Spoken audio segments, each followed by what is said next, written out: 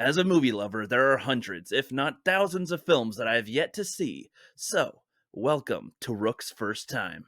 Inception. This is a film that I have eluded for a very long time on purpose, but for no actual reason. It's just one that everybody loves and said that they should watch, and I just decided not to. But I finally broke down and gave it a try here.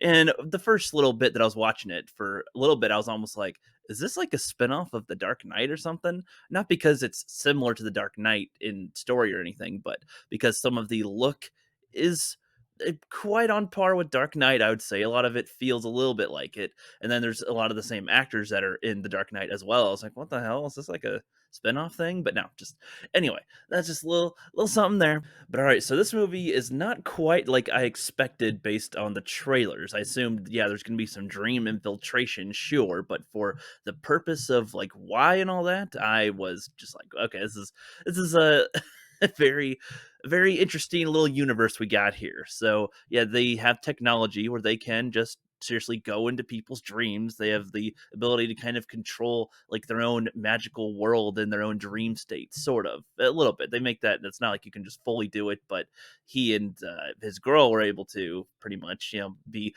they're like the gods of their land in that sense. And when he takes Juno through there, Miss Page, Mr. Page, whatever.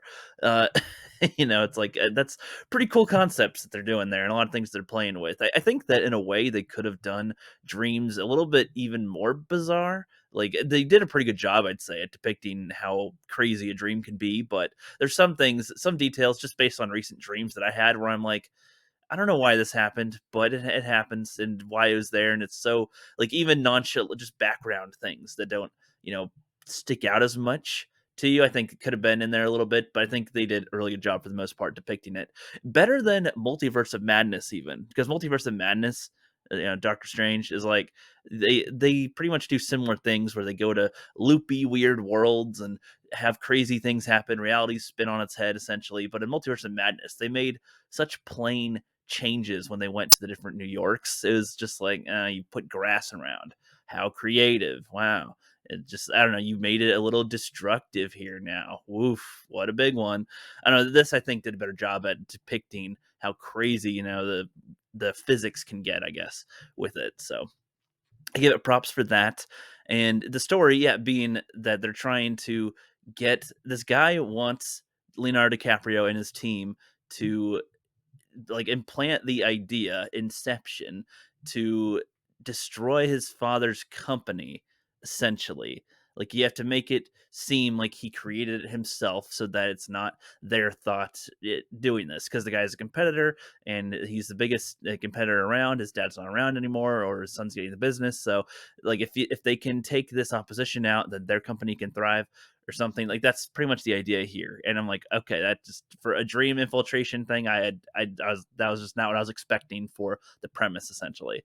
And so yeah, they trying to get a new person to map out the layout of what it's going to look like when they go into the dream and stuff, which I think that's interesting detail to try to be able to do. And just you're the whole time you're watching this, you're like questioning, especially the more you learn about Leo and his character. It's like, well, are they even in the real world really, or are they in a dream still or not? Like what, and the physics of how a dream works, and when you get killed somewhere, and like how deeper you go into it, and how the whole thing here, as you get through the movie and you learn that he did Inception, he's the only one to successfully do Inception and implanted the idea into his wife that she's not living in reality. Like that was when they were stuck, and they were like purposefully in there for a really long time, but she didn't want to leave in their inception dream, essentially. And he implanted the idea in her head that, like as if she came up with it, not as if he influenced her, but as if she came up with it, that she needs to wake up. And so they did, but then that thought still carried on and lingered with her as something she felt when she was in the real world, apparently. And then she kills herself. The only way you can wake up from your dreams, they make it very clear, is that you got to get killed in order to wake up. So those are some trippy aspects, because you think yourself like, oh, what if you don't exist right now? What if you're in a dream and the only way to wake yourself up is to get killed, is to kill yourself? It's like, well, that's quite the gamble there. You either continue Or like, what if she was right, where she woke up and then he's still in a dream thing, and it's like that's some crazy conceptual shit there that I like. It's not too far out to where it's like this is so bizarre to comprehend, man. It's comprehensible enough. Anybody could follow it. I think they set it up well enough for that. And yeah, I like this movie. It was nice and neat. I like it. It's not one that I'm like thrilled about. Like I'm not like, oh my god, Inception's freaking awesome, kick ass. But it's good. I like it. Gives a head nod. Give it a thumbs up. It's all right. Yeah, that was my first time watching Inception. See you later.